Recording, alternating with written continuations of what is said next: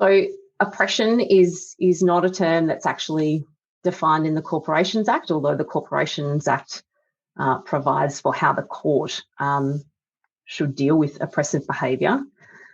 But in the absence of a definition, we have to look to what the ordinary meaning of the word is.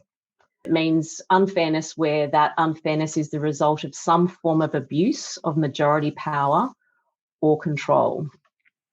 And contrary to some belief, it doesn't have to be illegal. It's an abuse of power, typically by a majority shareholder against a minority shareholder, but not always.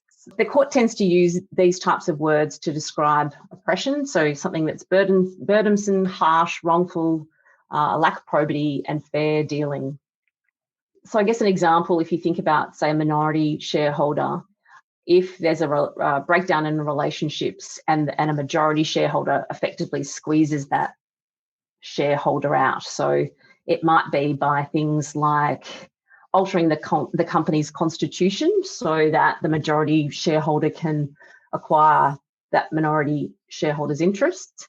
We talked about issuing additional shares. So it might be, and as I said, completely, I guess, legal or permitted within your company agreements, but issuing additional shares that influence the balance of power and then provide that somebody's interests can be outvoted. Failing to pay dividends, not providing access to company materials, excluding someone from meetings, or using funds for personal purposes. So under the Corporations Act, a court can make an order for under Section 233 of the Corporations Act if there is oppressive conduct of affairs or an actual proposed act or omission.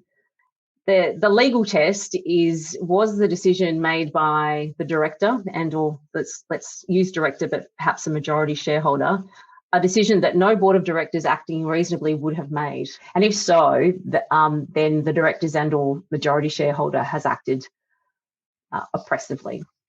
The court has a broad range of remedies that it can apply, but generally it includes winding up the company or requiring the purchase of shares so that one shareholder sells, one buys, with an appropriate reduction in the company's share capital.